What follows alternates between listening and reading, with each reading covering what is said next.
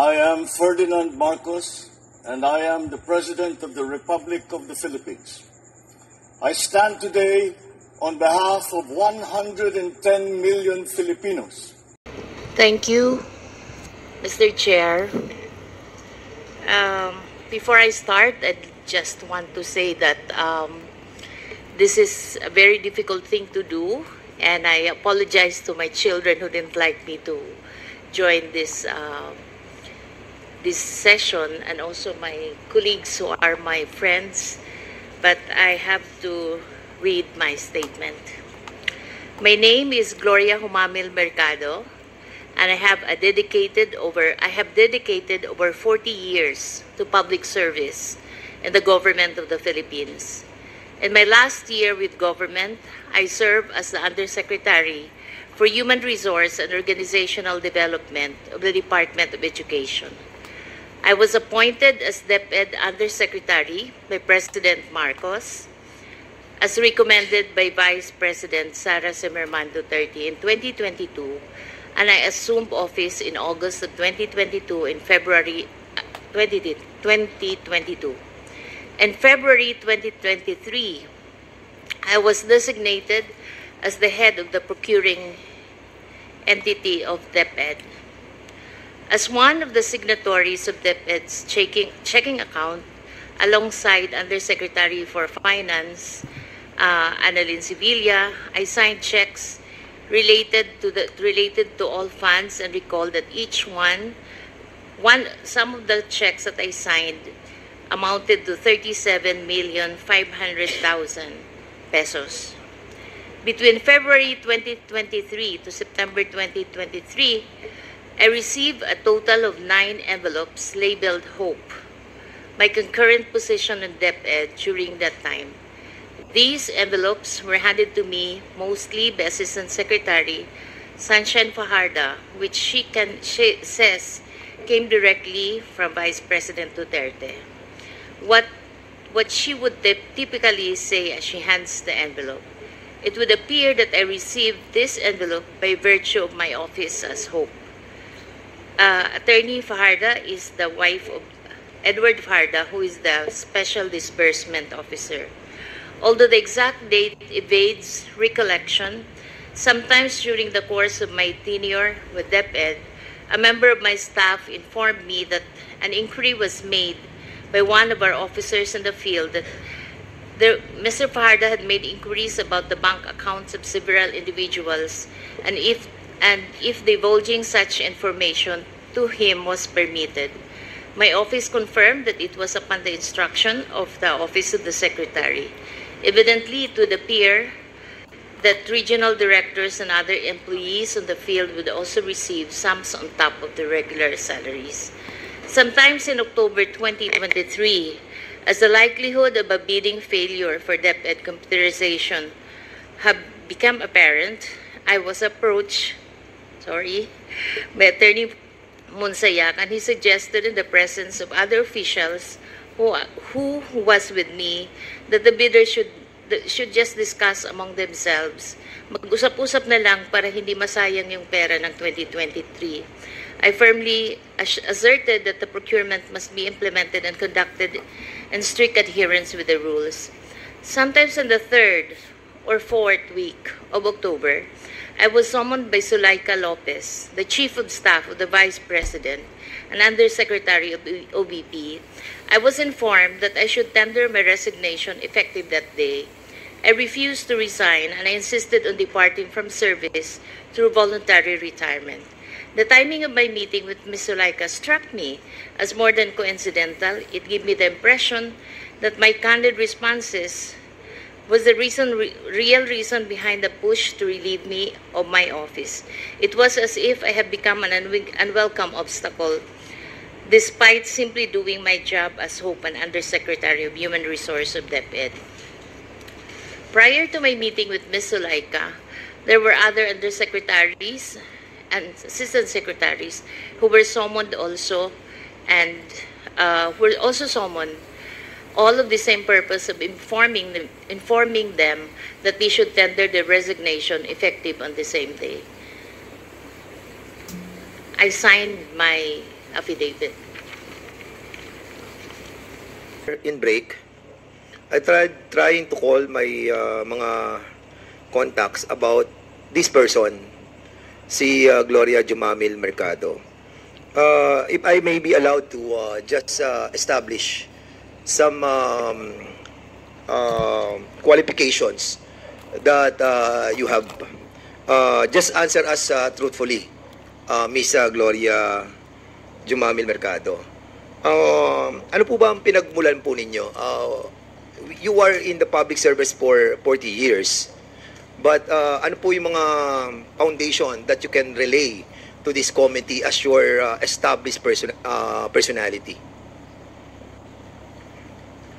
Thank you, Chair, for that question. Yes, Yusek Mercado, you are recognized. I was, as I mentioned, I'm already 40 years in government. I was pulled out from my fourth-year college. I was 19 years old when I worked with then Minister Vicente Paterno as Masikap. I think one of the famous Masikap here is also Congressman from Cagayan de Oro. So I started working in Mindanao as a field worker, and I rose the rank up to an assistant secretary on mostly on merit. And then I had my PhD in Mainland China Studies. So when I got back, I was asked by Secretary Bert Gonzales to join him in the National Security Council, and that's where I was totally grounded on social democracy and being able to work well with the countryside and the other sectors. So in other words, Mr. Chairman, your foundation of your having served for 40 years in the public service is Social Democrats. Yes po, sir. Mr. Chairman, kasi yung pong mga Social Democrats, yung pong equality, no? Like Sweden, Norway, and the different part of this world adhere to this social democracy, which establish a fairness and equal rights for every citizen of their country. And I heard that, correct me if I'm wrong, Madam Gloria, were you tapped on the Yolanda rehabilitation, on the capacity building of the different LGUs by former Senator Ping Lacson? Yes po, sir. Bakit po kayo tinap ni Senator Ping Lacson? What is your credibility and your capacity to lead yung sa Yolanda rehabilitation? I was actually wearing two hats, Mr. Chair.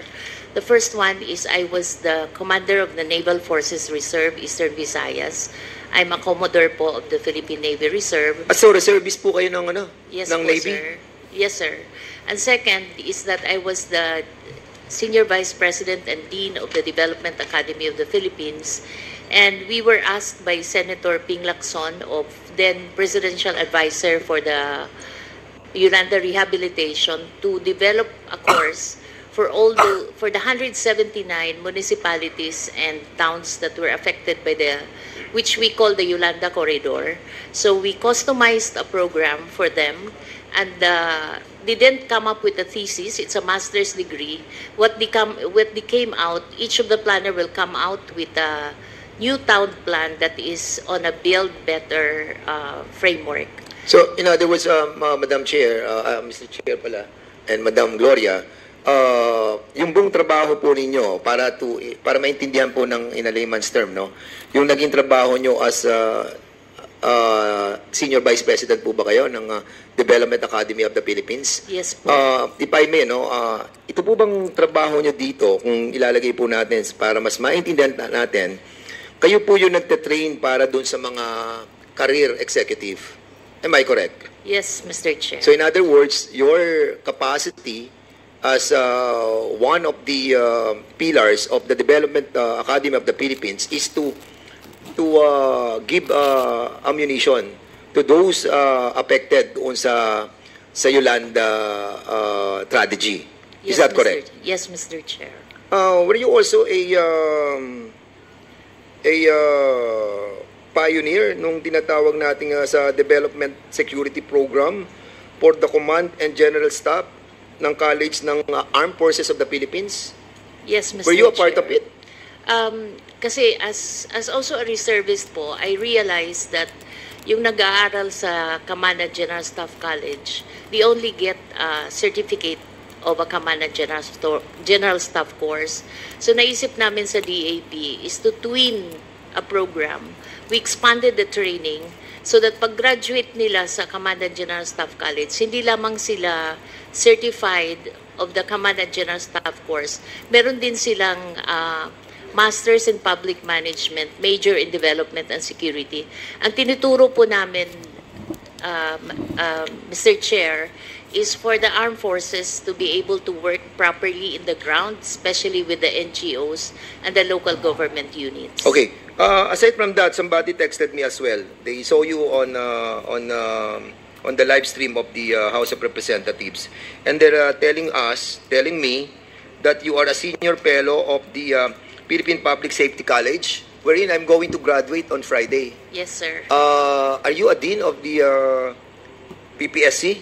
No, sir. We helped develop the program, so I chair the advisory committee. So you created the program that we are Yes, being sir. taught to us. Yes, Mr. Kasi Chair. 1 year na po akong nagmamasteral sa Public PPSC, safety. sa public safety, and I'm quite surprised that you are a former senior fellow of the PPSC. And with that, Mr. Chairman, I was quite surprised to find out that actually, I'm not surprised anymore. A while ago, when I was hearing your testimony on your affidavit, medyo nagiging questionable pa sa akin yung mga dineklara nyo dito. But now that I found out all of this qualification that was given to me by my friend who have watched you testifying on this committee, now I must agree that you really have a ball. No? Ano kayo talaga? You were established on your foundation on the true public service that are being given by you. And with that, Mr. Chairman, I will not be furthering my query anymore because I believe that this person who will be testifying to us have this high credibility. Maraming salamat po, Mr. Chairman. Banggit po ninyo dito na sa inyong affidavit. Ito po ba yung affidavit na binabanggit po ninyo, na pirmado po ninyo? Dated 25th of September 2024? Yes, Mr. Chair. Okay. Ito po yung pirma ninyo na nakalagay po sa taas ng Gloria Humamil Mercado. Pirma po ba ninyo ito? Yes, Mr. Chair. Okay. So, alam naman po ninyo. At ito po ay under oath. So, Yes, ibig Mr. sabihin po nito, at kanina rin po, kayo po ay nag-take ng oath. So, lahat po ng sasabihin ninyo po dito ay dapat pawang katotohanan lamang. Tama po ba? Yes, Mr. Chair. Okay. Kanina po binanggit po ninyo dito na kayo po ay by the way, ano po yung inyong educational background? Pwede po ba malaman namin?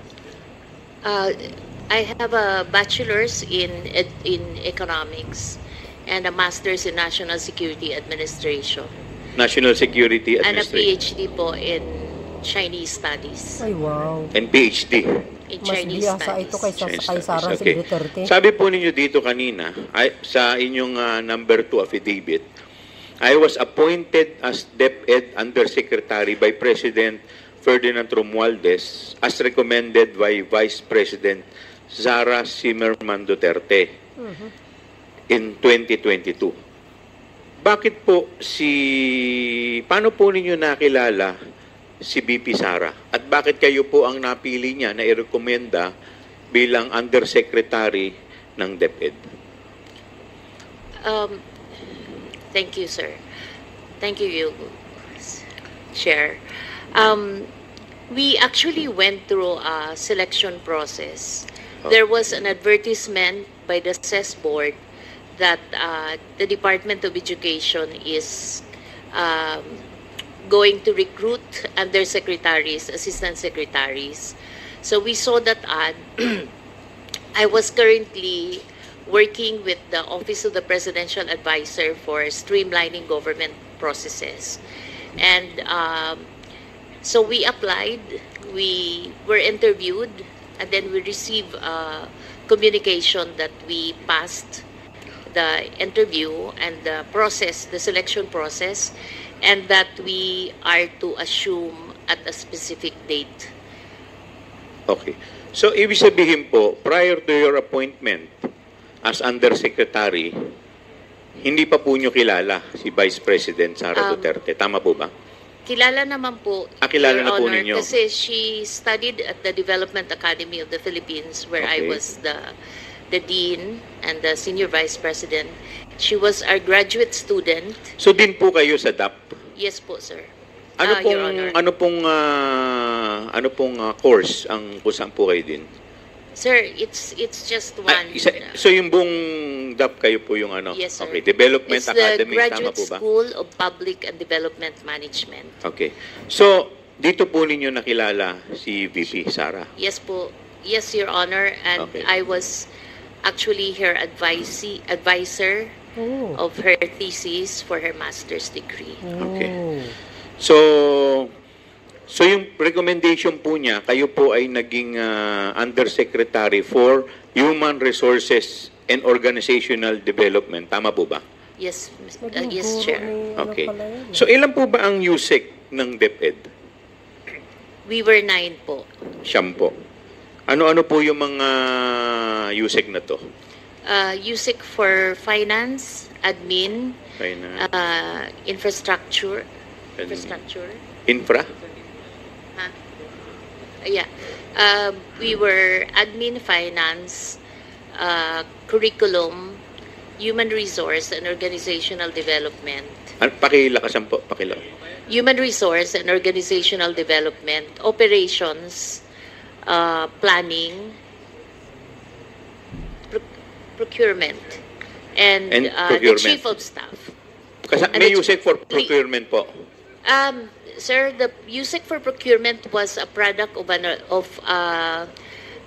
organizational review which we did when we came into into DepEd. Okay.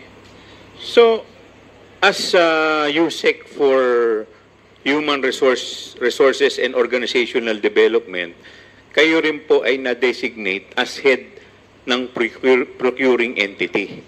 Only in 2023, sir. February 2023. So, dalawa po yung function ninyo.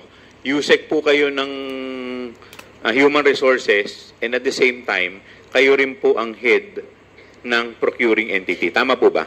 Yes, Mr. Chair. Okay. Bakit hindi po yung USEC for procurement ang head ng procuring entity or ng HOPE?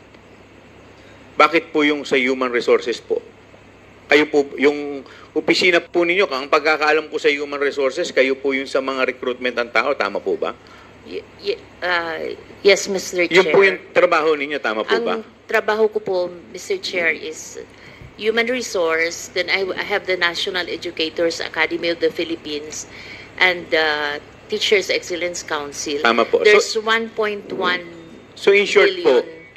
po, yung trabaho ninyo has nothing to do with procurement. Yes, Okay. yes, Mr. So ang Chair. tanong ko po, bakit po kayo ang naging head ng procuring entity? Bakit kayo po ang napili? I think it's a trust. It's a trust. So, kasi pwede naman yung finance, pwede naman po yung admin, tama po ba? Okay. So, it's a trust. Okay. Thank you po. So, kanina po, binanggit po ninyo dito sa inyong paragraph 3 ng affidavit ninyo, sabi nyo, as one of the signatories of DepEd checking account, alongside USEC, Annalyn Sevilla, I signed check related to the department's confidential fund and recall that each one amounted to 37,500,000. So ito pong 37,500,000, ilang beses po kayong nagpirma ng cheque in connection dito sa 37,000? Ilang 37,500,000 pong cheque ang napirmahan po ninyo? Habang HOPE po kayo? Mr. Chair, I'm not very sure if it's 2 or 3. Okay. It should be around that. 2 or 3. So more or less, mga nasa 54 million ang napirmahan po ninyo. Tama po? Yeah, but separate checks. Apo, dalawang check na worth 37 times 74. Opo. Now, sabi po ninyo sa paragraph 4, between February 2023 to September 2023, I received a total of 9 envelopes labeled Hope. My current position in DepEd during that time. Concurrent. Ano po? Tama po ba? Concurrent position. Yes. Your Honor. So, tama po ba itong sinabi ninyo? Yes, Okay. Mr. Ano po Chair. yung laman nitong siyam na envelope na to? It's 50,000 pesos. 50,000. So, 50,000 times 9. So, for 9 months, ilang buwan po kayong naging Hope? 9 months? May I explain that? Yes, please. I've been receiving that envelope, but I never opened it while I was at DepEd. Some of my friends, when I left, they saw that those envelopes still intact, not opened. So I actually didn't know how much money there was in each of the envelope. But how did you know na pera po ang When I laman? retired already, I was asking for an exit call so I could You were return asking for... an exit call when I was leaving already DepEd because I wanted to return those envelopes, Okay. but I wasn't able to have that exit call. I wasn't able to return, but so I sought some advice, and they just advised me to donate it to a non-government organization, which I did. And that's the only time that I opened those envelopes in front of the people that I was donating it. And it was 50,000 per envelope. So, 50,000 times 9, It's 450 po. And 450. They issued me a receipt for that 450. Okay. Sino po nag-issue ng receipt? Yung the one who, it's an The one it's na... an NGO that Okay, I so donated yung the money. pinag-donate po ninyo. Yes. Do you have that receipt? Yes, sir. Thank Yes, you. Your- Can we yes, have a Mr. copy Chair. of the receipt, Yes, ma'am? Mr. Chair. Thank you po. So, buwan-buwan po, nakakatanggap po kayo ng 50,000 at sinasabi po netong si Assistant Secretary Sunshine Fajarda. Sabi po ninyo sa kanya, itong envelope na to ay galing po from the Office of Vice President Sara Duterte o galing kay BP. So, ano po ba ang trabaho nito ni Assistant Secretary Sunshine Fajarda? She used to be the head executive assistant. Heya. And then she became an assistant secretary. Okay. At ang asawa po niya, sabi po ninyo dito, si Edward Fajarda, siya naman po ang Special Disbursement Officer. Tama po ba? Yes. Okay. So, ibig sabihin po, itong mag-asawa po, si Sunshine Fajarda at si Edward Fajarda ay very close po talaga sa Vice President. Tama po ba? Masasabi po ba ninyo na very close sila? I couldn't say that po. Pero the fact na si Sunshine Fajarda ay Heya, so siya po yung laging kasama. Tama po ba? If you're the Heya, you're usually the one who has trust and confidence from the Yes, president. trust and confidence. So, ano po ba yung mga trabaho kadalasan ng Heya? It's really doing the Parang chief of staff din po yan Yes. Tama po ba? So, pag dumating na si Heya at may sinabi pong instruction sa inyo, parang ang kausap na rin po ninyo yung boss. Tama po ba? yes, So, Mr. okay. Chair. So, ito po bang... so, tuwing nagpupunta po siya sa inyo, sabi ninyo, 9 months. Sunod-sunod, nagbibigay po siya ng envelope na may laman pong 50,000. Tuwing nagpupunta po siya sa inyo, sinasabi po niya, galing kay VP. Tama po ba? Kami po yung umaakyat sa Umakyat kayo. Office of the Secretary. Saan po kayo umakyat? Saang office po? Sa Office of the Secretary. Kasi that's where she holds office. Sa office ni Assistant Secretary Fajarda. Yes. Okay. Yes, Chair. By the way, ito po bang opisina po niya? Gaano po ito kalayo sa opisina ni VP Sara? The same... Same office. So, ibig sabihin, isang opisina lang po silang dalawa. Okay. Pero kasi normally po, yung USEC ang nagpapatawag ng ASEC eh. Tama po ba? Tama po ba? Kasi mas mataas po yung USEC kaysa sa ASEC eh. But this time, yung ASEC po ang nagpapatawag sa USEC. Tama po ba? Yes, Chair. Okay. So, yun po eh hindi naman normal. Kasi normally talaga, ang boss ng ASEC, yung USEC. Tama po ba? Okay. So, the fact na kayo po ay pinatatawag ng ASEC, eh, ibig sabihin po talaga, eh, talagang very close. At talagang parang very close siya sa secretary. Tama po ba? Parang alter ego po siya. Okay. Yung, pakidescribe nyo nga yung opisina ng Office of the Vice President at saka ito pong opisina ni Assistant Secretary Sunshine Fajarda. Ano po ba yan? Isang, kunyari, halimbawa, ito po, isang opisina to. Meron lang po ba siya doong table o meron din siyang sariling opisina doon? May sarili siyang... May sariling opisina. So, para siyang chief of staff doon. Okay. Pero lahat yan under ng Office of the Secretary. Kasi normally po, ang mga may opisina lang po doon, USEC. Tama po ba? Ang mga USEC po, may kanya-kanyang opisina. Tama po ba? Sa baba po. Sa baba. Eh, yung mga ASEC po, may mga opisina rin po ba? Yes, Saan yes, po? Sa baba rin? Naka-scattered kasi madami. Naka-scattered. So, ibig sabihin, on top dun sa opisina niya as ASEC, meron din siyang opisina sa loob ng opisina ng secretary as HEA. No po, Chair. Wala. Yun lang yung office niya. Ayun lang ang office niya. So, ibig sabihin kasama talaga... Kasama din niya yung USEC, yung Chief of Staff. Okay. Ang nag-office doon, Chief of Staff at saka yung ASEC.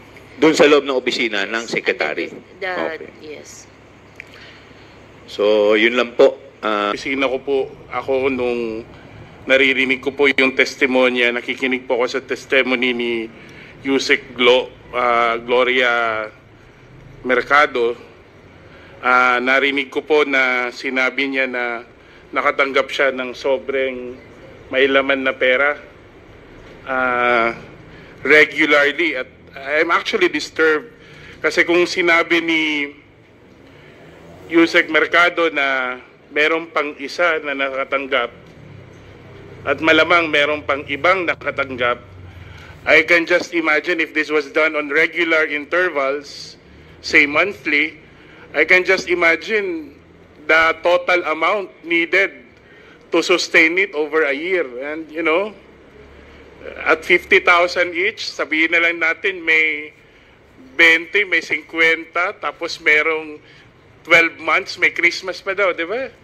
Mr. Chair, I can just imagine, and it's quite disturbing, no? For this particular practice, even to use a language that even a small whim of this happening in one of the departments that we hold in high regard, the Department of Education, it's really quite disturbing. But just to give a better picture of how things are at the DepEd, USEC Law, you were USEC for HR, right, Mr. Chair? USEC Mercado. Yes, Mr. Chair. USEC, can you walk us through the process that DepEd followed in the selection of USECs and ASECs? Kasi I remember at that time there was a heightened attention at hiring of the best and the brightest for DepEd. Would you share with us if there was an emphasis on appointing the most qualified and capable individuals? Mr. Chair. Thank you, Mr. Chair. Actually, that's why we all started out inspired, and for once we said that meritocracy is alive in the bureaucracy, because we went through a process of applications, being vetted, being in fact background check, and then the final search was a committee that asks specific questions. So if you're applying for a certain position, they will ask you questions around that. So it was, I think there were almost 1,000 or hundreds I'm not sure, but we were informed that there were so many applicants. It was CES board that made the application, the search, the announcement, and it says if your career and you're smartest and the brightest, you can apply. So we did apply online, and then we received notice for interview, and then after a while we got a notice that you are hired as undersecretary for Bureau of Human Resource and Organizational Development. So that's how the process went. Mr. Chair, is this same process for the other portfolios? Yes, yes. Given your experience in government, Mr. Chair, would you say this was something unusual for a government agency to go through this process compared to the other agencies that you worked before? Yes, that's why I said we were inspired when we started out. In fact, I recall I even posted in my day saying that meritocracy is alive when we were chosen. So when this string of resignations happened, Mr. Chair, as HR, have you ever, tried to understand why these resignations were happening? Were these resignations ever addressed or seen as a cause for concern within the department? It was beyond us, I have to admit, as the HROD and the parang nanay-nanayan of the Execom, every time someone is sent out, part of me dies off kasi they're also very close to me and they're young. These people are young. I know it will affect their careers. So even if this group tried to band together, they've been inviting me to join them. I could not because I wasn't able to do anything for them as the HROD. Mr. Chair, would it be fair to say that even if you're using the word resignations, these resignations were in fact de facto dismissals? Yeah, because they didn't want to, but they have to because pride na rin siguro that they... And Mr. Chair, the decision to dismiss them was entirely the Vice President's decision as Secretary of Education. It was well, the three, it was Yusek Sulaika of OBP, then one was si Yusek Powa, yung inutusan, and then yung isa si Asek Shine. So you mentioned Yusek Sulaika Lopez, the Chief of Staff of the Vice President. And at the time when she talked to this outgoing, dismissed undersecretaries and assistant secretaries, she was not part of the Department of Education, correct? No. So her role was really as Chief of Staff to the Vice President. Yes. Was this something usual for officials of the Office of the Vice President to intervene or to meddle in affairs of the Department of Education when she was Secretary of Education, Mr. Chair? I guess that's the difficult part of the situation kasi you're OBP and at the same time you're Secretary of Education. But it was unusual on my part to hear after they came back from the OBP that they were asked to resign. In fact, the first one, yung sila Yusek Chris, we were doing a national screening committee. Ma'am, Yusek, pakilakas po. Medyo we were in the screening committee and we had to stop because it's like all of us cried, and fortunately there was one of the members of the screening committee was from CES board, and she advised us that Chris should not be resigned because she's CESO 1. So kung pwede siyang pumunta na lang sa pool.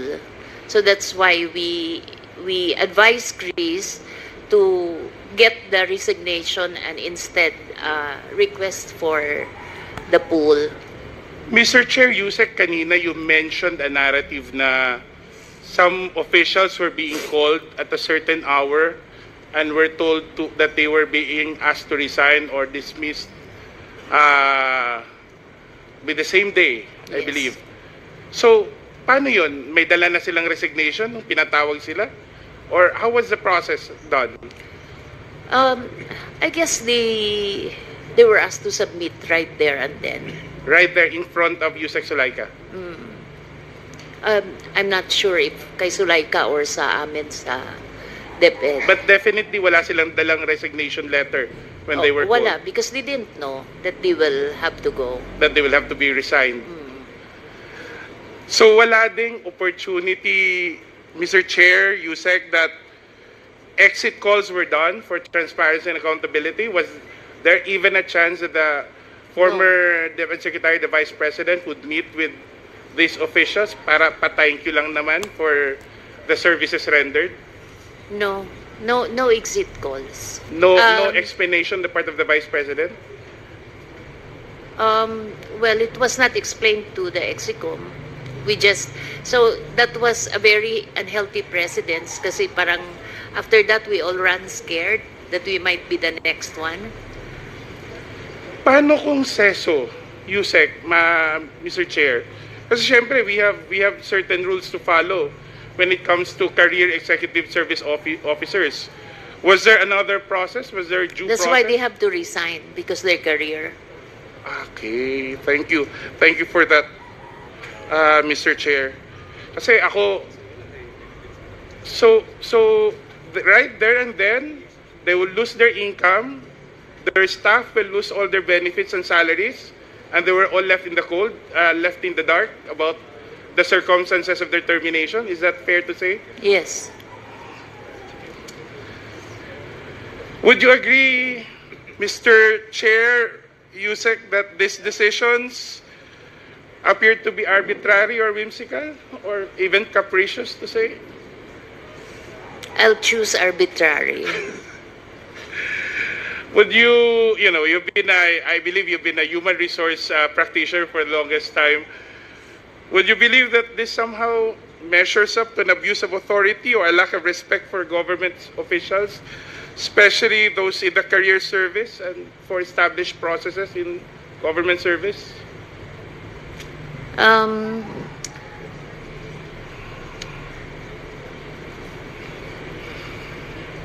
Maybe it's probably for her it's a decision she has to make, and as to what are the reasons, it's hard to speculate. But it's very inhuman for I will supply the word, Mr. Chair. It's quite unprofessional. You yes. agree? Or Now, I'd rather use the word Unprofessional. Inhuman. Inhuman. Because you lost your income, di ba? Yung may pamilya ka Hindi lang naman inisip ko may sasaing Oo. mamayang gabi, no? Pagka uwi. Mr. Chair, would you know, Yusek Mercado, who replaced the outgoing officials? For the two in administrative services, it was General Mentin and General Baluyan. So that confirms the two generals on the invitation list serving as Yusek and ASEC, correct? What specific designations they had again? They Madam were Mr. USEC for Chair? administrative services and ASEC for administrative services. You know, we have so much respect for our men in uniform, Mr. Chair, Yusek Mercado, but you think having a general in the Department of Education would be something congruent with the mandate of the agency? Well, it's a decision that the leadership has opted to take, so we cannot question it. Now, considering this resignations, replacement of officials, and this, as we say, arbitrary style of dealing with human resource at the Department of Education, how would you characterize the management style of the Vice President when she served as head of your agency?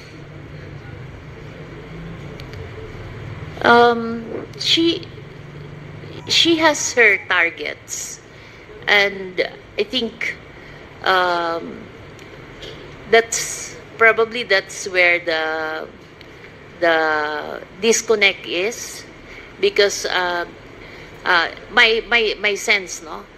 She has her targets, but she's in a different platform because ang orientation niya is local government. Whereas like policy process takes a longer one, no? Siya has to do it fast. I think she's been going down in the field, so mas nakikita niya yung problema. So she wanted it really, things to go very fast. But the policy process can take a little while. And since these are also human that you have to consider, so you have to explain to her that that's how things work in the policy loop. Would it be fair to say that she could have been more humane in her dealings with the officials and employees of DepEd? I think humane is, yeah, but probably it's a context of she thinks that since we're the executive committee, we should, level up to what she expected everyone to do. The executive committee, Mr. Chair, is composed of the undersecretaries and the assistant secretaries. How often did the executive committee meet? With the Secretary of Education in person? I think we had a face-to-face mga few times, but most of our executive committee meetings are online, and usually she joins, but most of the time it's Yusek Poa who... It's Yusek Poa would Yes. preside. Mhm. So next level of the Yusek ASEC would be the regional directors. How often did the DepEd Secretary then had meetings with regional directors? I'm not. It's a man. There's a, because there's an execom and there's a mancom. I'm not very sure. Maybe maybe Yusek Rebsi would know because he is the secretariat of the management committee. Yusek Rebsi Escobedo is also here. So, Mr. Chair, Yusek Law should be once or twice, or how many? Just estimation. Maybe quarterly. Quarterly. So she was DepEd Secretary with Yusek Poa. With Yusek Poa, but Yeah. with the Secretary of Education herself. I'm not very sure with the... But when we were there, she was attending Mancom naman, which was monthly when I was there. But I'm not sure after I left. So when you were serving at DepEd, she was attending or presiding over meetings with the regional director monthly, every month, For a certain time. for a certain time. So, do you believe that that kind of leadership that you had in the Department of Education affected the overall stability and the quality of leadership down the line? Yes. Do you think that the particular, you mentioned kanina, parang LGU yung perspective, no? That leadership style would be focused more on, I don't want to use the word, but that's the only way to describe it, partisan political interest rather than the welfare of the institution, the personnel, and ultimately the student that DepEd ought to serve. Do you think that's a safe, I think fair assumption, Mr. Chair? when I say LGU, I think it's more of a fast result than because she really goes down to the ground, to the school level. But So that fast result appears to be would require or sometimes result in a disregard for the career professionals in the department. Don't you think, Mr. Chair? yeah, sometimes. Last question, ma'am. At least, Mr. Chair, I would know the Vice President is watching us because she just had a press conference and she said that she's denying giving former DepEd Undersecretary Gloria Mercado 50,000 for 9 months. And the Vice President saying that Mercado was let go because she used DepEd to solicit donations from the private sector amounting to 16 million without her knowledge. And she adds that she will provide the media with paper trail to back up her claim, describing Mercado as a disgruntled former DepEd official. I think, ma'am, given your long history and long service to the Republic, 40 long years, I think it's fair for you to be given the opportunity to reply to the Vice President. I think, I don't want to do this, but since siya na yung nagsabi, i-turn over ko na yung envelope. The envelopes where the money was. Comsec, So it's 9 envelopes. kuha po yung So envelope. it says hope and the amount is there. Kasi ang sakit naman nun, ordinaryo lang akong trabahante tapos inano ka ng Vice President, di ba? It's very painful. Ma'am, ilang taon na po kayo? I hope you don't mind. Gusto ko lang pong malaman kasi sabi po ninyo 40 years na po kayo in government. I'm 65, sir, but So when the time when you were appointed as USEC noong 2022 ba? 2022? How old were you at I that time? was 64. 64. Yeah. I'm sure sa edad ninyong yan after pagkatapos nyo pong pag-ingatan yung iyong pangalan for the past 40 years? Sabutin ko yun. Yes, sir. So, okay, anyway, Sir, Mr. Chairman, I'd like to... Mr. Chairman, Sino yun? Mr. Chairman, dito po ako. Ay, Mr. Chairman, Mr. Chair, can I continue first? with Congressman, wait, before I recognize Congressman Paduano, ma'am. Yes. I believe... With the indulgence of Congressman Asidre, please continue, Congressman. Mr. Chair, can we allow Yusek Mercado to continue with the response? Because I was trying to ask her about the 16 million that the Vice President mentioned. Please respond with respect to the 16 million. 1660. 16 million. I would like to respond to that because it's a press con. When I was called for by Yusek Sulaika, he said, Yusek Mercado, you have to go because one, you have a teacher in your staff. But I explained to them that the teacher was a contract of services when I joined DepEd. And the teacher has a pending application in Cebu because he's from the Visayas. And while he was working with us, he qualified for the RQA.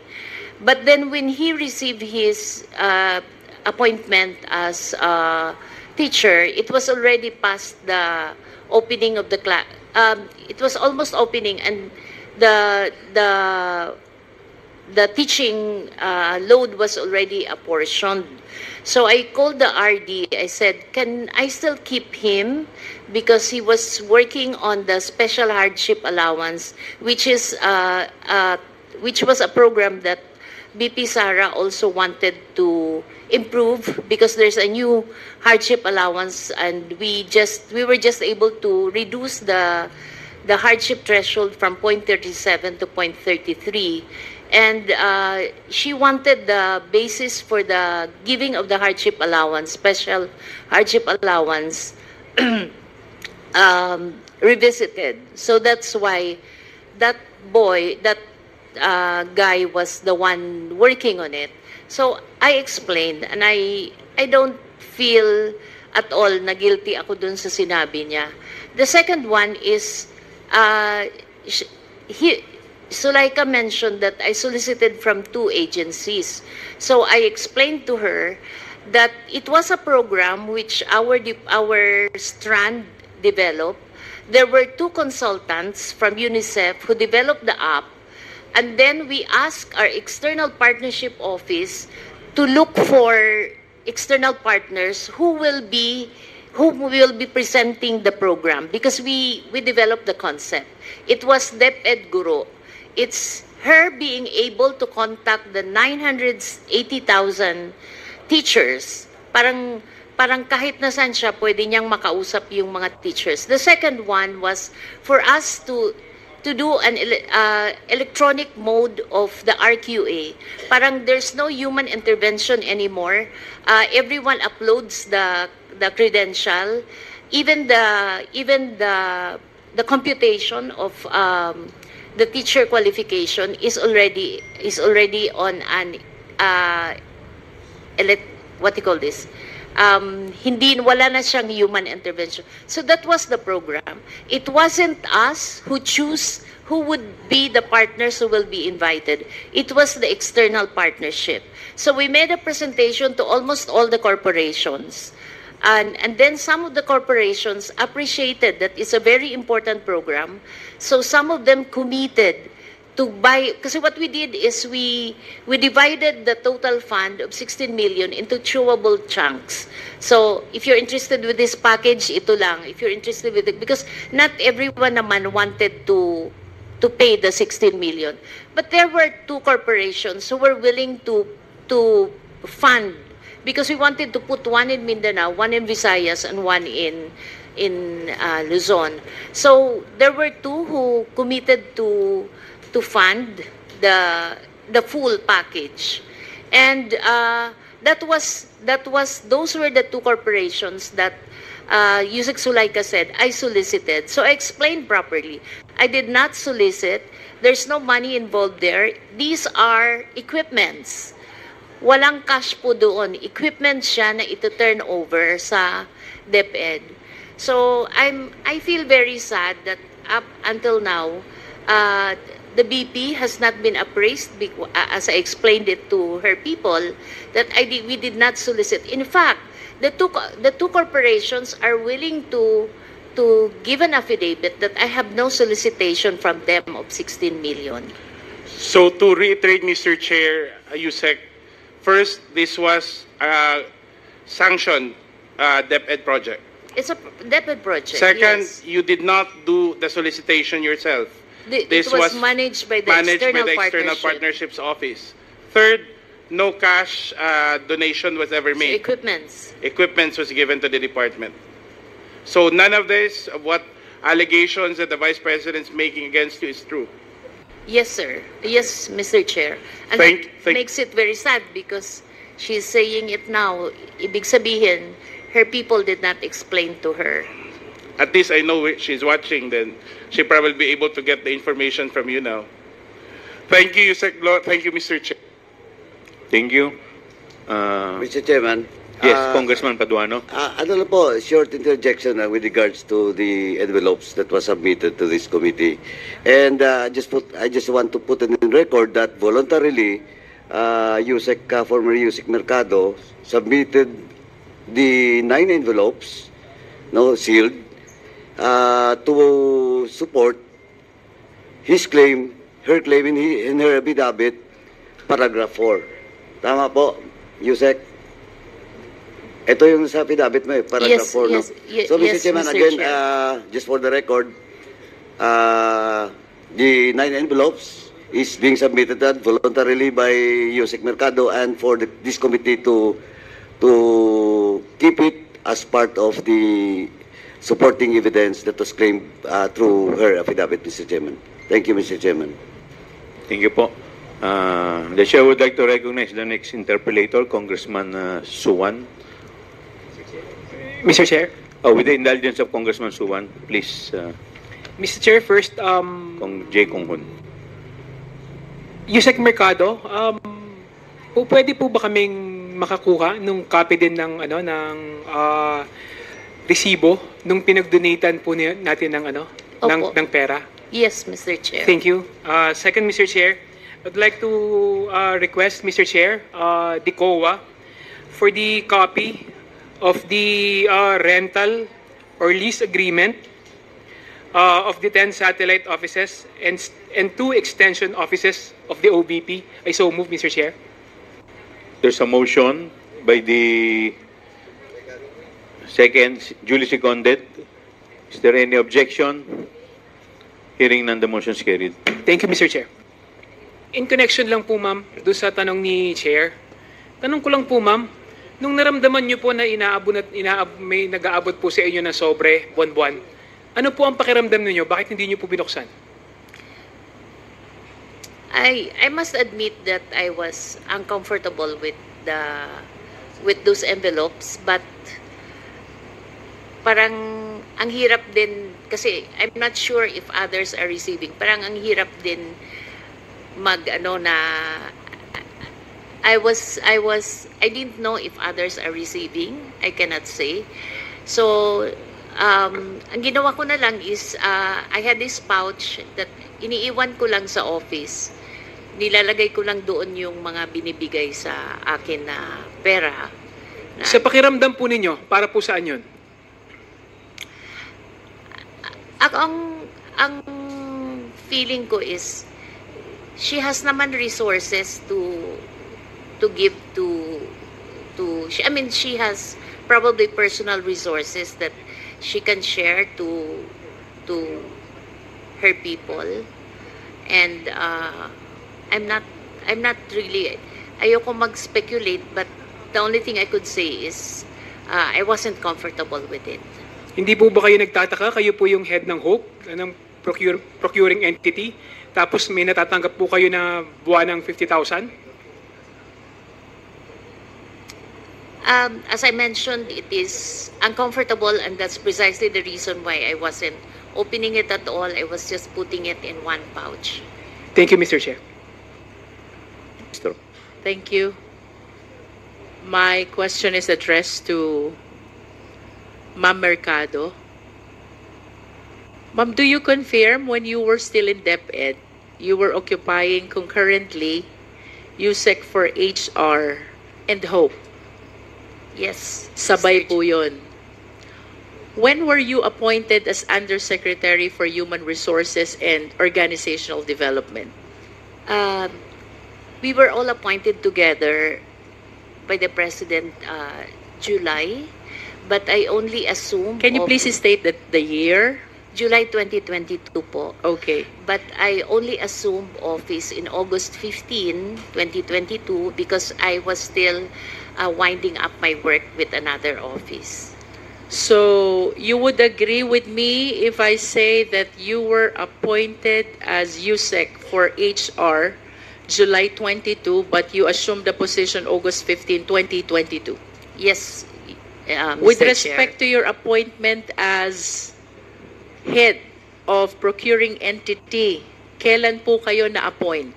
That's February 2023. February 2023. Let's go back to your appointment as USEC for HR.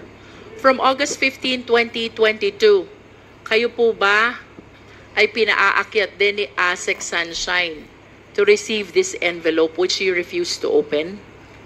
Not on 2020. I don't recall 2022.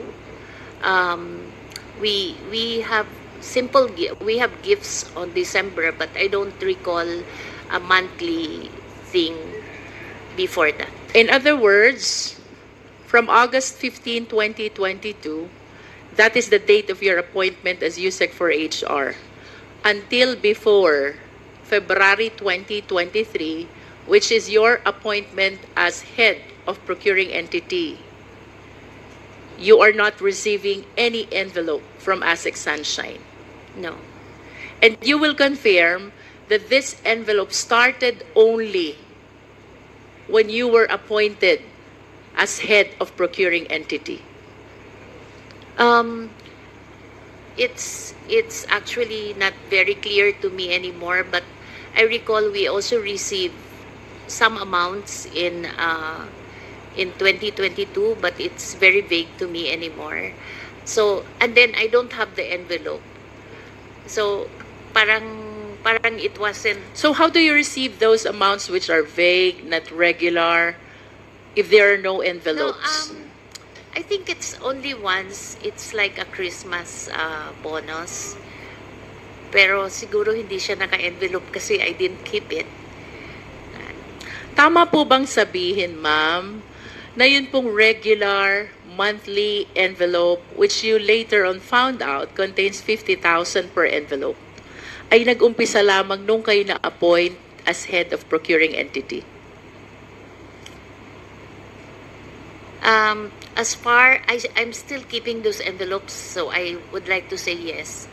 Yes, because it is very clear from your affidavit, no? This envelope started in February and ended in September of 2023.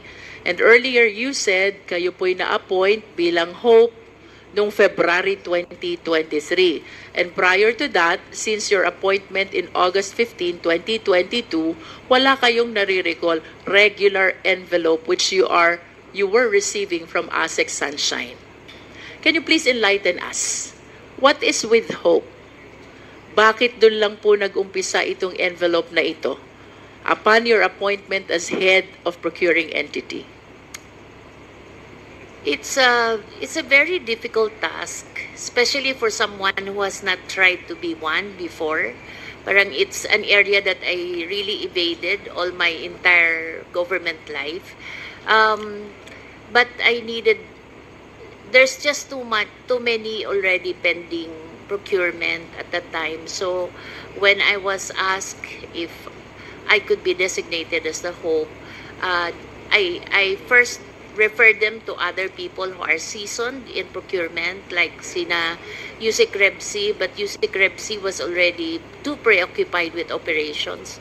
So I finally accepted the position, and it was difficult because I had to study the procurement law, and I was given I had a lawyer and someone who has been already a retiree to review the documents with me when we signed the contracts.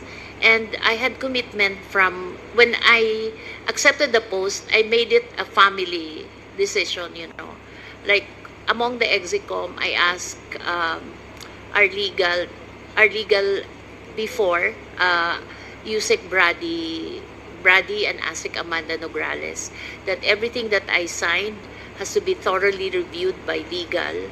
And so I had that commitment of support from everyone in the execom, and so I accepted the post. In brief, ma'am, can you please enlighten us, why do you say na mahirap, difficult ang position ng Hope? Because you have to look through all the documents, and it's like which documents, ma'am? Everything that goes through the bidding process. I am not part of the bidding process itself, but on the time that I was appointed, I was the one tasked to form the structure of who's chair for BAC 1, BAC 2. So I spoke to all the people which I know I will have comfort to chair specific committees at specific BAC. But the process of bidding, I'm not part of it, because you have to maintain you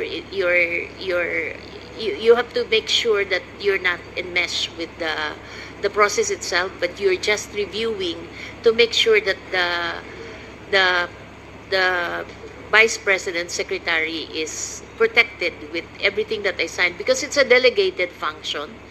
She's supposed to be the Hope. In other words, ma'am, you're the person who check all the documents coming from BAC before the vice president signs or approves. No, I signed. Because you sign for the... I have to sign because I'm the one, the Hope signs. It's delegated to me already. And you will agree with me if I would say na you consider it difficult because it concerns matter about procurement and bidding. Yes. Where there are a lot of issues surrounding, sometimes... And it's just... issues about bribery and corruption. You agree with me? Yes, And what do you think is the reason kung bakit yung envelope nag-start lang during your appointment as Hope? Bakit po walang envelope nung HR pa lang kayo? Tapos biglang nagka-envelope nung naging Hope kayo? I think it's like an allowance maybe for an extra work, because sometimes I have to stay until midnight to look at the documents when sometimes if that is just an allowance, ma'am, then the rest of the officials of the DepEd should be receiving also their respective envelopes. Do you think so? Don't you think so, ma'am? If that is just an allowance, then the rest of the officers of DepEd should have their own envelopes as well.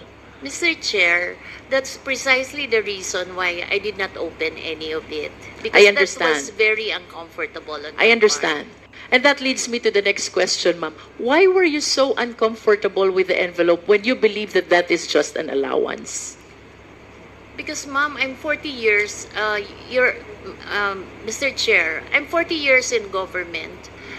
The only time I have an ombudsman case is when I advised my principal not to sign an importation, when I was the Deputy Cabinet Secretary, and I advised my principal not to sign an importation because there was no rice crisis. That's my only ombudsman. I have to protect that name. Self-made po kami. I come from Samar. I was a scholar since I was grade 1 until I took my PhD. So I have all reasons to protect my name, Your Honor. And I'm in the home stretch of my career. And then I'm being thrown into that position, which I have no control because I'm only studying it. So that's my... Ma'am, I wish to remind you of the terminologies which you mentioned already, with all due respect po sa inyo, no? Because I want to elicit this information from you. Kanina po sabi nyo, the position, the job of hope is very difficult. Do you confirm? Yes. Yes. And you did not open the envelope because you feel so uncomfortable. Do you confirm? Yes. And then recently you made mention na it was only once that I had this case with the ombudsman. Do you confirm? Yes, ma'am. And you also made mention that you wish to protect yourself. Do you confirm? Yes. And the Mr. reason, Chair. ma'am, is because you believe that that envelope is a bribe. Do you agree with me? Because otherwise, you will not appreciate the job as difficult. You will not uncomfortable opening what you believe is allowance. You will not be thinking about the ombudsman case. You will not be thinking about protecting yourself. The reason why you are considering all these concerns is because you believe that the envelope is a bribe. Do you agree? Yes or no, ma'am? It's kind of harsh word to use, bribe, because if Or should I say, it is Ma'am, a means to influence your decision being the hope? it could be. You said yes to that? You said it could be. Could be.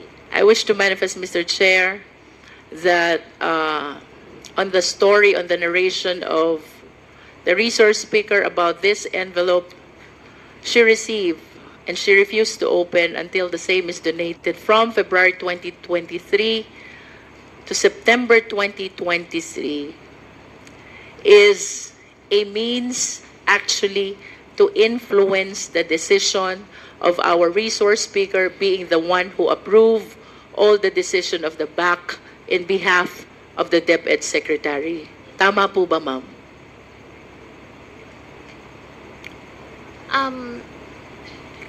There was only one instance that I could recall na but there was no one spoke to me about there was an instance where I tried to let a bidding lapse, but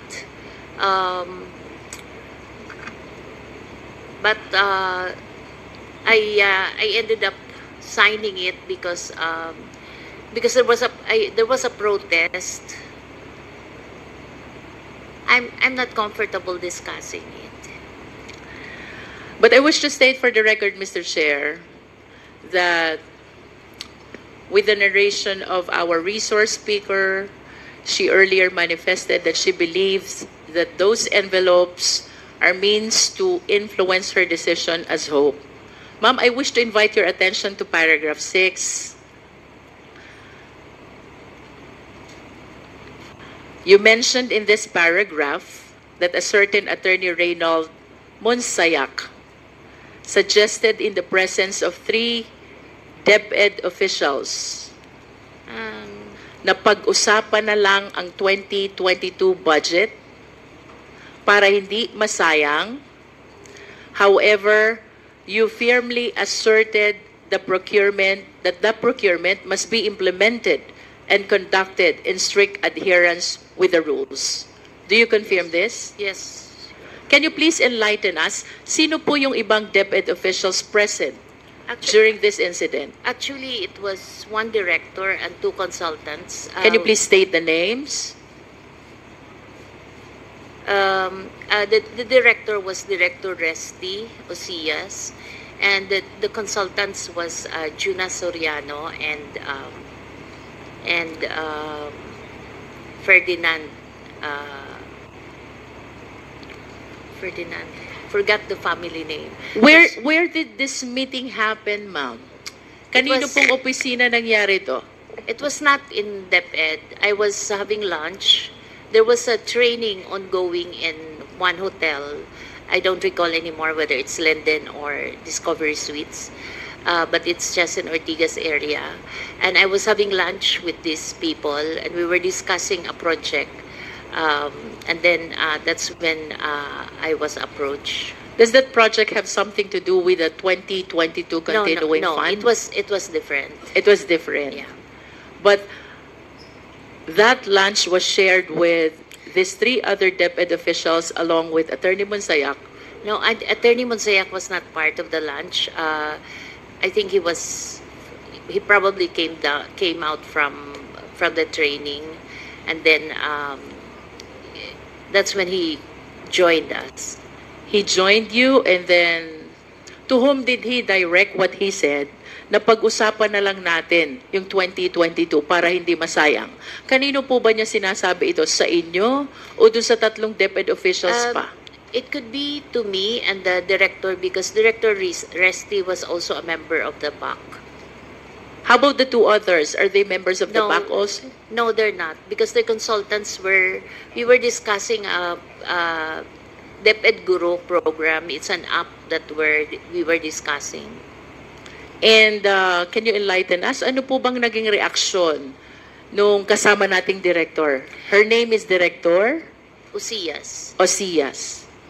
Well, I think his reaction was that parang, ba't niya sinabi yun, we're not, may other people there. I see. Parang ganon. Because those 2 other consultants are not part of Yes. the BAC. Yes. And did she accede to what Attorney Monsayak said? No. He's a very strict director as far as procurement. She did is- not accede. He did not accede. Yes. And kayo po, you asserted that the procurement must be implemented and conducted in accordance with the law. You said that. Yes po. And Attorney Monsayak heard that. Yes po. And after this incident, ma'am, what happened? I left na. I left already. You left. But you recall that after some time, kayo po ay kinausap na ni Miss Sulaika, ni Attorney Lopez, the Chief of Staff of Vice President Sara. Please enlighten us. What happened during that conversation? Parang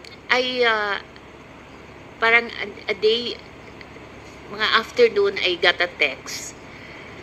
When I got the text, it was a familiar text because these were the same texts that is sent to those who are asked to leave as well. So when I saw it, I prepared what I should tell them and tell her, and I prepared that I'm not resigning but I'm retiring because I'm already at age level where I could retire properly. And so when I went there, I knew what the issue would be, because the kind of text that I received was the same text that was received by Chris Arnoco, ASEC Chris Arnoco, and the others. Who is Chris Arnolfo, ma'am? He's an ASEC also that was asked to resign. He was asked to resign for what reason, if you're aware? No, I'm not aware. You are not aware. I just get to know, being an HR, and then I was their nanay-nanayan in DepEd. So I get to be their sounding board and their apprehensions, because they're young people, their career. So yun yung situation. And so when I arrived at the OBP's office in Mandaluyong, sinabi na there's this issue of a teacher that is in my office and some other issues. So kinat ko na lang si Yusek Zulaika. Sabi ko, in my 40 years in government, I knew that I work on trust. So if the principal doesn't trust me anymore, then you don't have to find reason for me to go. So I'm ready to resign, to retire. Here are the things that I need to do for retirement. I need to say goodbye properly to the institution that I serve well. For the record, ma'am, did you resign or did you retire? I'm being asked to resign. I did not. I retired. I You applied retired. for retirement. So when did you retire? Effective November 1. So that is 1 month No. from the supposed date No, when they you're don't supposed to li- retire? They don't like 1 month. I was actually trying to ask for December 30, but they wanted it on that day that they spoke to me. This is 4th week of October when Attorney Zulueta I think talked to you. I'm not very sure anymore. 3rd week of October, they want you to resign on that date? On that very day. On that very date. But you said, I'm not going to resign because I have to honor my 40 years in government, you know. What would I do after resigning? and how did you feel when on the Oh. 3rd week of October you're being asked to resign? I was so devastated because I couldn't find a reason why I will have to go, you know. What were you thinking during that time? Can you please share with us your thoughts? Ano pong iniisip nyo during that time when after 40 years of being in DepEd, dedicating all your life and career in DepEd, suddenly there is Attorney Zulueta asking you to resign right then and there? I was very sad. But it wasn't a surprise, Mr. Chair, because there were 6 people before me that went through that process. So I wasn't surprised. So what I did the night before when I got the text, I already prepared myself. But I'm human and I worked very well for the past year. So I was really very devastated with what they did to me. And that's also the reason why I refused initially to face this panel, because I said I'm so wounded as a bureaucrat. So baka So I just didn't. Siguro what was hurting is that when I left, they were trying to. Marami kasing press that was running after me and asking why I left. So my children and I flew to Guam for 3 days just to evade the press, which nandun na rin sila sa gate namin sa village. And I think what was hurting is that they were trying to justify my departure by saying that I was favoring certain suppliers, which I told You don't believe that. I told my kids. You reject that. I told my kids I left DepEd with my pride intact and with integrity because I have not favored any. I don't even speak to suppliers. If there are petitions or things that has to be settled at Hope level, I go at the middle of DepEd where it's seen by everyone, and that's where I speak to the suppliers. Last question, ma'am. Sasang-ayon po ba kayo if I would say na yung pagtanggi nyo kay Attorney Reynald Monsayak na pag-usapan na lang yung 2022 continuing fund ang dahilan kung bakit kayo pinagre-resign ni Attorney Zulueta? That's very speculative, ma'am. From your point of view, ma'am, it can be right, it can be wrong, but from your point of view, It could be. it could be the reason. Dahil tumanggi kayo na pag-usapan ng 2022 Continuing Fund, posible na ito ang dahilan kung bakit kayo pinag-resign ni Attorney Zulueta. Thank you, ma'am. I submit, Mr. Chair. Thank you. in your affidavit, you mentioned here that the timing of my meeting with Ms. Zulaika struck me as more than coincidental. It gave me the impression that my candid response to Attorney Munsayak's suggestion was the real reason behind the push to relieve me of my office. Of course, Mr. Chair, we understand the predicament that the good USEC is in. It was very difficult to be forthright in times like this with the allegations as heavy as this. But you have to be honest with us, Madam USEC, Mr. Chair. At the time, you did feel that there was a relation between the request for you to resign and your refusal to work on the procurement as asked by Attorney Munsayak. No, not at the time. But because it was happening so fast, Mr. Chair. So I parang it happened so fast. Events happen one at a time. There was so many things to close.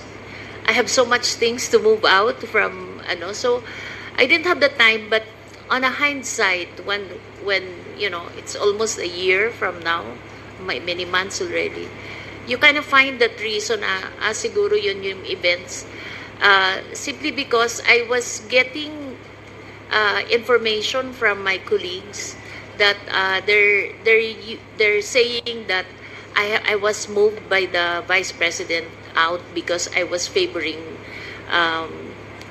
some suppliers, and it hurt me so much because I have not spoken to any supplier. In fact, there was a supplier which I learned later was sister of our family lawyer and a family doctor, and I did not make a decision on that specific case. I raised it to the office of the Vice President to make the decision, just to make sure that there's no doubt on your decision for certain suppliers. So I made a confidential memorandum to the President, to the Vice President, saying that there are allegations of bribe in this specific case, so I'm raising it to you to validate the issues. So siya yung gumawa ng decision. So at that point, you would say that you feel then the reason that you were asked to step down was because of the allegations of favoring. No. So no, not at the time. I think they used it only when I left na. When I left na. Because they have to justify why I have to leave, Parang masyadong, the reason that was given was a little shallow. Okay. So you believe that the reasoning that you're favoring suppliers is shallow and belated. It was something that they were grasping at a latter time. So right now, when we ask you, what did you feel is the reason for Attorney Munsayak to ask you, for Ms. Zulaika to ask you to step down?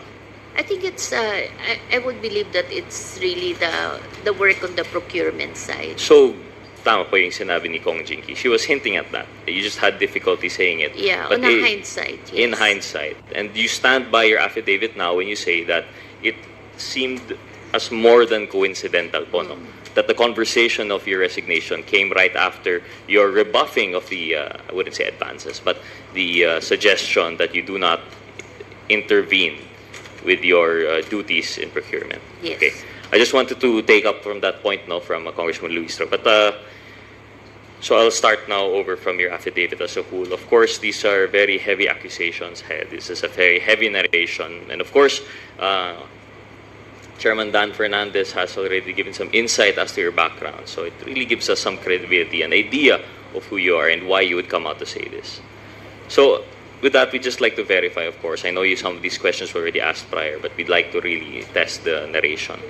So, Madam Yusek, Mr. Chairman, you mentioned that at least 2 or 3 times po, you signed the checks. And this was for the amounts of 37,500,000. And you're sure that this is sourced from the confidential fund. How do we know po that this is... No, I'm not. I signed checks. The checks. Because when you sign checks, there's a document, there's a paper naman that says where what fund it is. And you mentioned that you are one of the co-signees. But only for checks. We have no idea what how the confidential fund is Of course. used. Yes, Or I'm limiting my questions purely to the checks. It's Yes, that which you have yes. personal knowledge. So you mentioned here that you signed checks related to the confidential fund. And there were documents to prove that this is in relation to the confidential Yes. fund. Who else were your co-signers po in the check? Yusek Ann. Yusek Ann is here. She is present. Maybe ask si Ms. Chair, we are free to ask other resource persons po naman, no? Because it's as in an inquiry in aid of legislation. Yes, please continue. Maybe ask Yusek Sevilla. You were mentioned in this affidavit. Do you confirm that you signed these checks together with Yusek Mercado? Mr. Chair,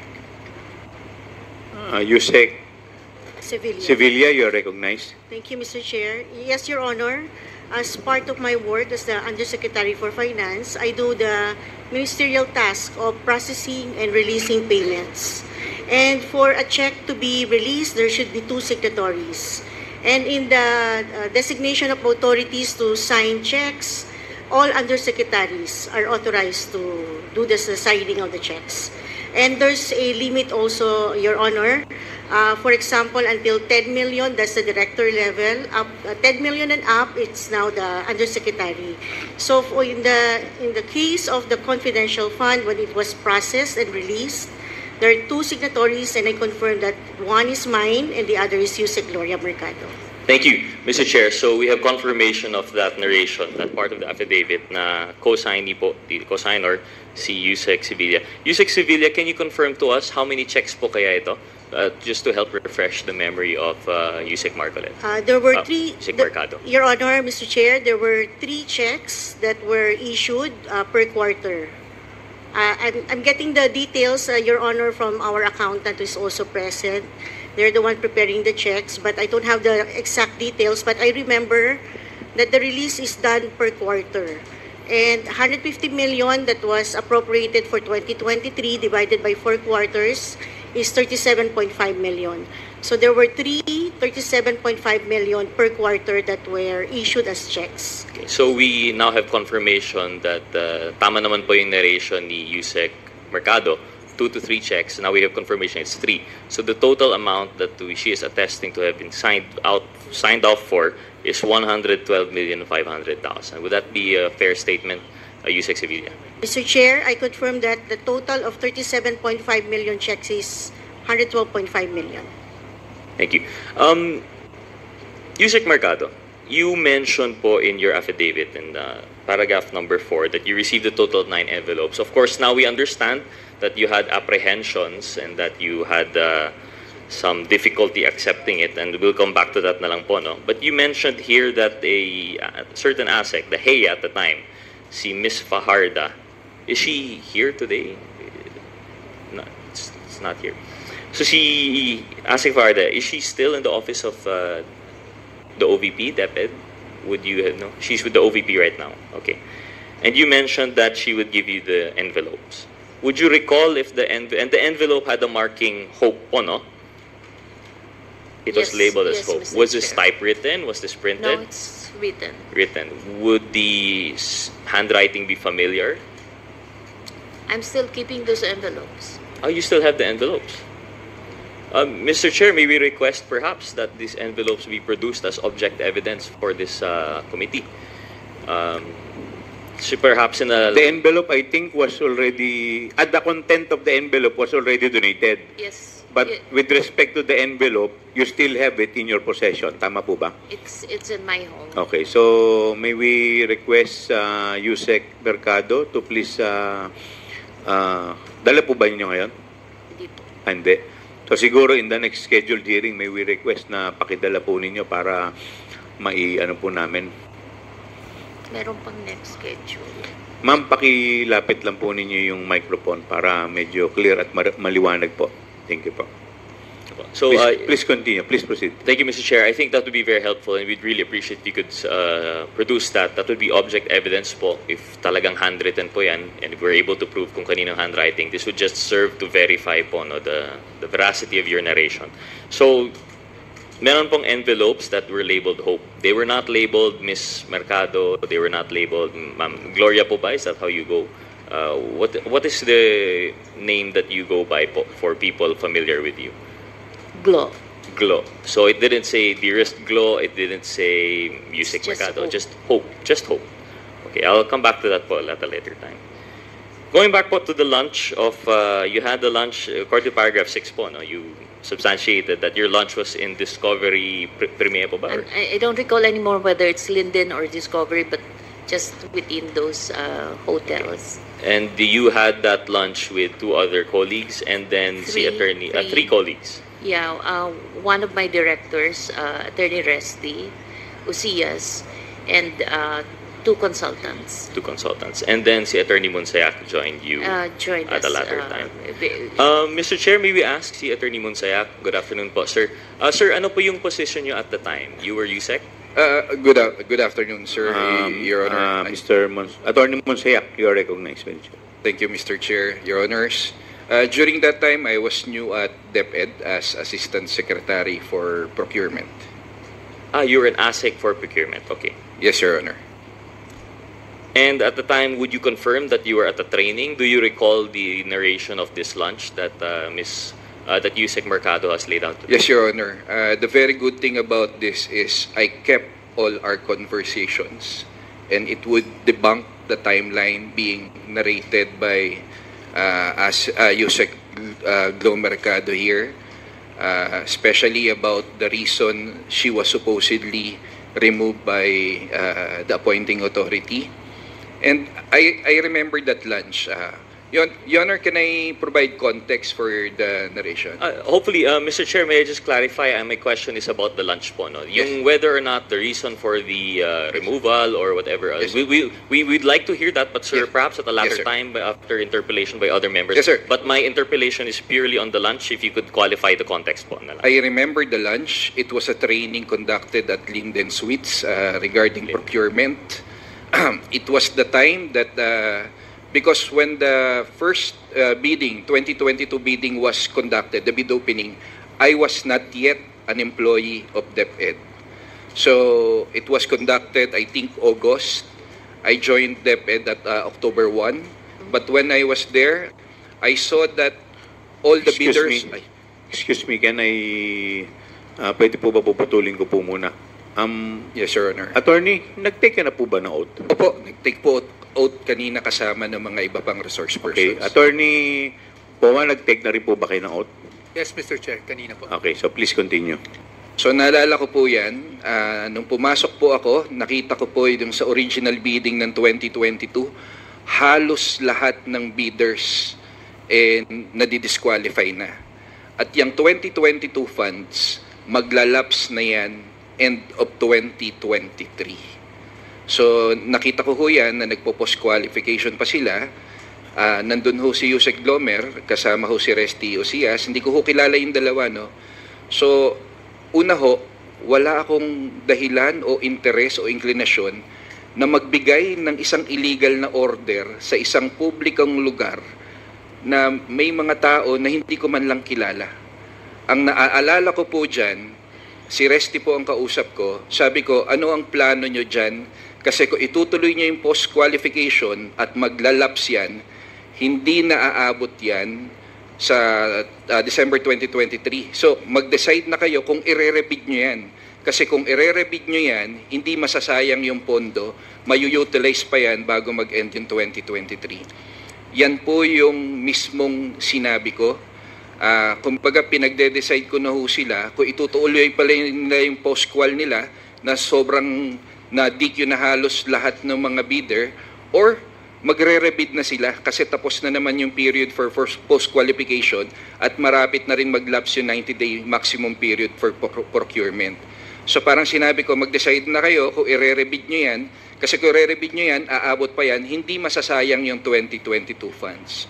So I remember that, Your Honor. Ang tanong ko lang ho, ba't naman ho ako mag-uutos ng illegal sa isang USEC na head of procuring entity na may mga kasamang tao na hindi ko man lang kilala?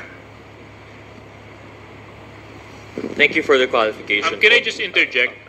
Yes. Yes, thank you very much, Congressman Gutierrez. Yes, Deputy Speaker. Mr. Chair, just so that I can fix my timelines on my notes. At that time po, Attorney Monsayak, ano pong posisyon ang hawak ninyo? Assistant Secretary for Procurement po ako. So ASEC na po kayo at that time? ASEC lang po ako. Kailan po kayo na appoint na ASEC? Nag-assume po ako October 1, Mr. Chair, Your Honor. October 1, 2023. October 1, 2023 po. 2023. So, head kayo ng procurement? Hindi po. May boss po ako na USEC for Procurement po. Okay. So, but when you assume your position as ASEC, you're appointed as ASEC, no? Correct? Opo, Mr. You were Chair. ASEC for what? Procurement po. So for procurement. Okay. Thank you very much. I just wanted to clarify that. No, thank you. So my apologies to Congressman Gutierrez. Please continue, Congressman Gutierrez. Thank you, Mr. Chair. Thank you, DS Suarez. So USEC, just to take over from there. Also, to get in line Mr. with Chair, sorry. I yield to my colleague. Congressman Mr. Chair, Pami may you Zamora. just clarify kung kailan eksakto yung lunch nangyari? Sir? Hindi ko na ho maaalala. Kanino po kasi- ninyo ina-address yung tanong nyo? Ay, kay Attorney Monsayak po, Attorney Mr. Chair. Monsayak, please respond.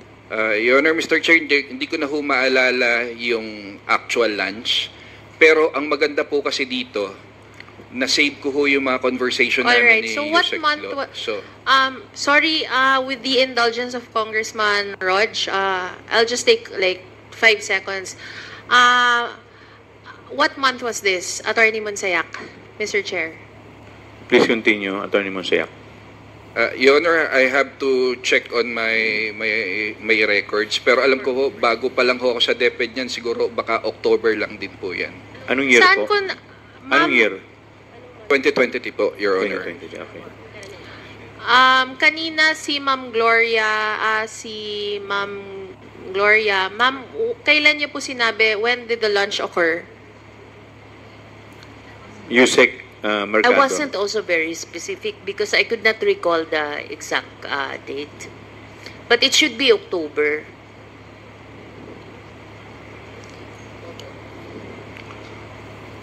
All right, Mr. Chair. Thank you. Thank you. Yes, please continue, Congressman Rog. Thank you, Mr. Chair. Gutierrez. Just in line po with before we go back to the substance of the dinner, the lunch itself, just for the timeline. So prior to the October 1 appointment to ASEC for procurement, ano po yung position po ninyo, USEC, ASEC? Your Honor, Mr. Chair, I was spokesperson for the Office of the Vice President during that time, before I assumed office at DepEd. Since when po yung appointment po in the OVP? Nagsimula po ako sa OVP when the Vice President assumed position. Given that the OVP was concurrent secretary with the DepEd, would you say you are familiar with the members of the DepEd, even prior to your assumption in October 1? Ironically, Your Honor, kagaya po ng sinabi ni Yusek Glomer, yung mga tao po sa DepEd, hindi po sila yung mga taong dating nakasama na ni Vice President Sara sa trabaho. Nag-create po talaga ng selection panel, tiningnan yung merits, tiningnan yung credentials. So, hindi ko po sila kilala. Ang ironic po, ang medyo kilala ko po talaga, si Yusek Glomer because she's married to a fraternity brother in UP. So, Mr. Chair, so your statement earlier is that you are not familiar with the processes of procurement, at least because you just entered as ASEC October 1. But you are familiar with USEC Glo. Your Honor, I'm a little bit familiar with the procurement process because I used to be head of a government agency, so I oversaw everything the procurement process. So just not familiar with this particular case? Yes, Your Honor, because when I joined, the first bid opening was already conducted.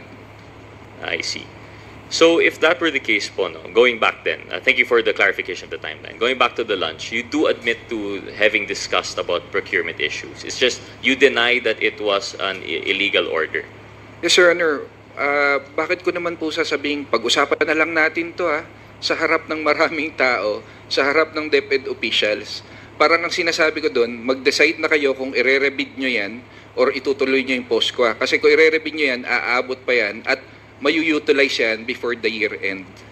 ba't ko naman po mag-uutos ng illegal? And Your Honor, can I elaborate on the timeline just to show that what Yusek Glomer said earlier about the reason for her removal is Point of order, Mr. Chair.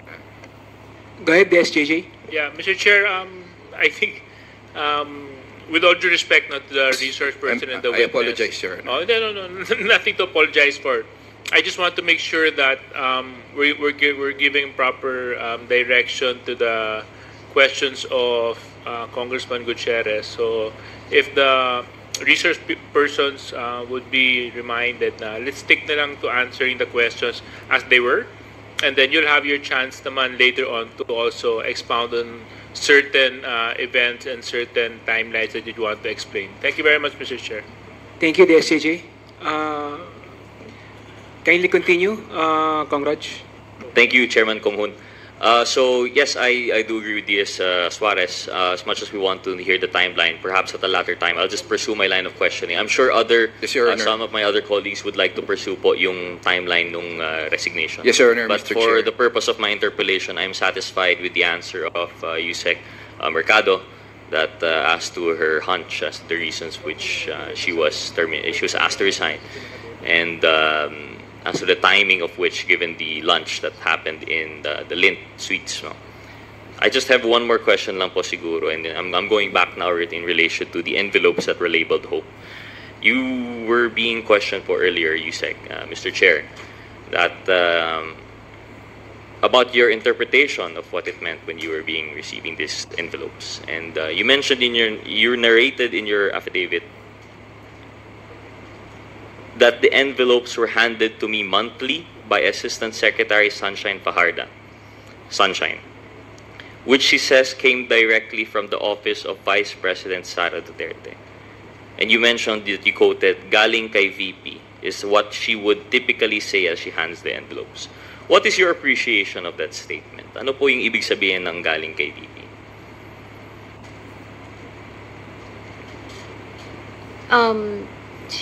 Mr. Chair, as I mentioned earlier, it's for me it's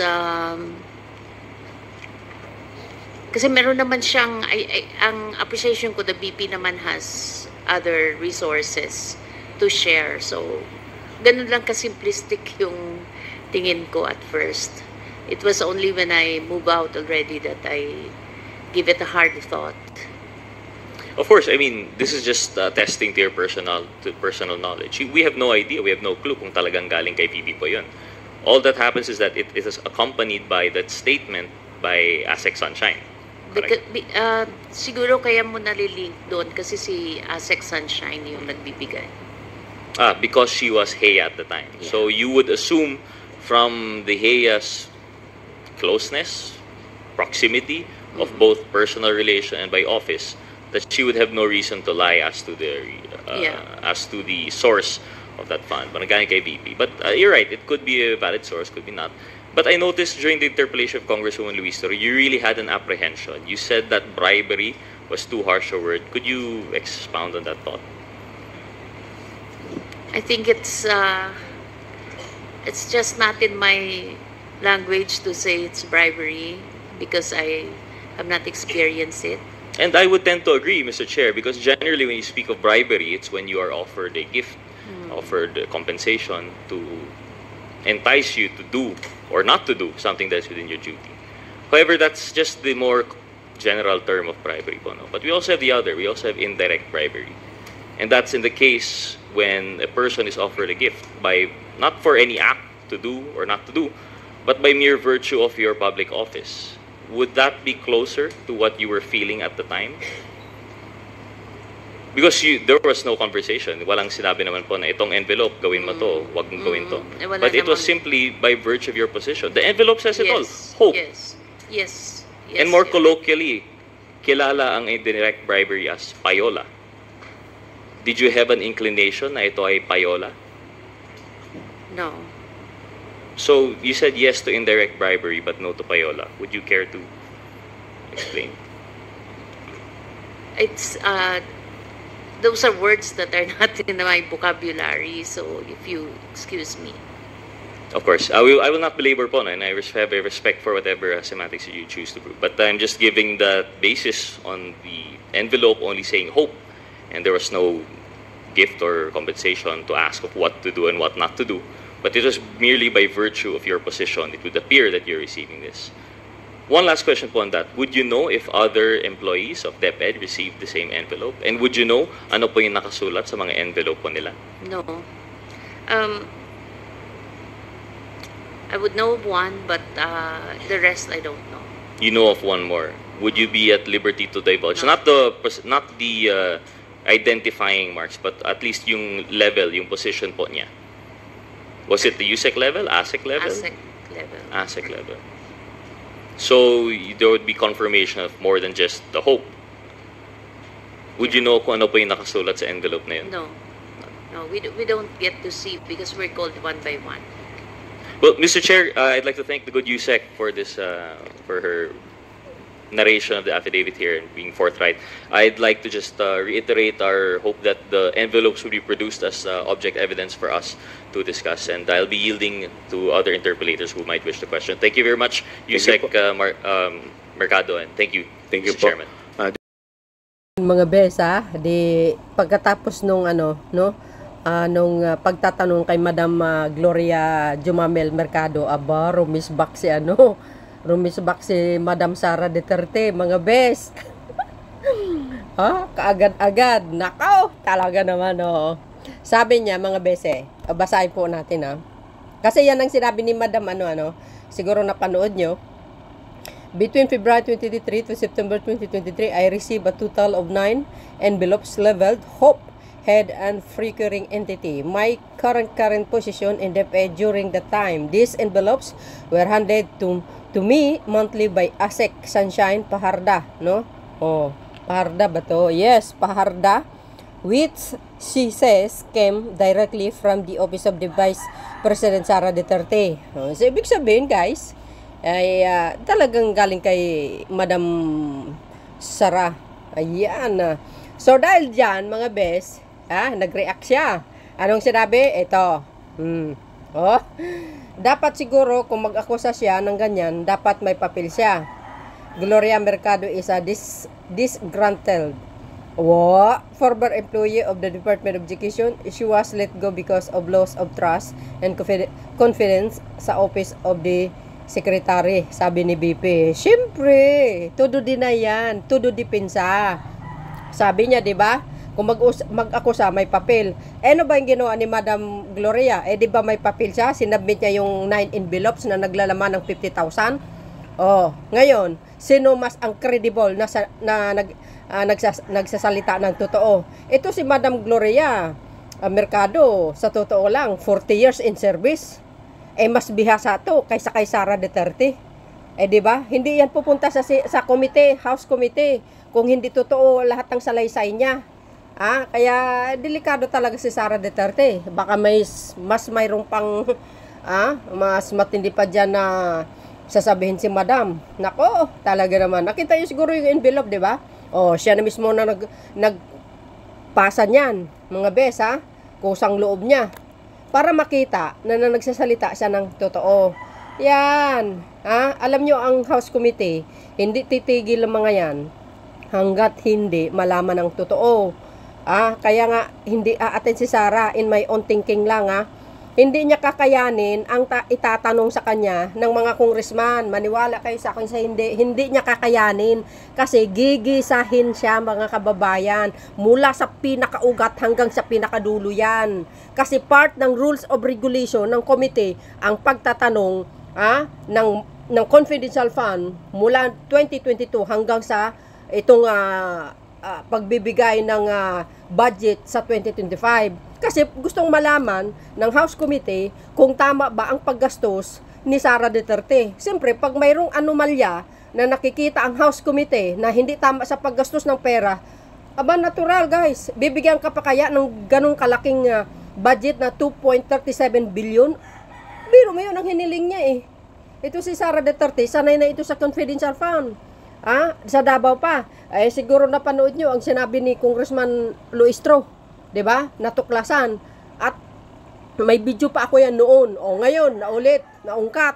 Eh di, well, kayo na pong balang humusga, mga kababayan.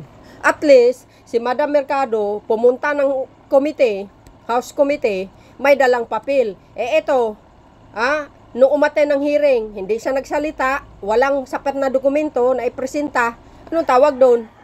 O sino mas credible? Sa dalawa. Dito ako kay Madam Mercado, mas bihasa ito. 40 years in service.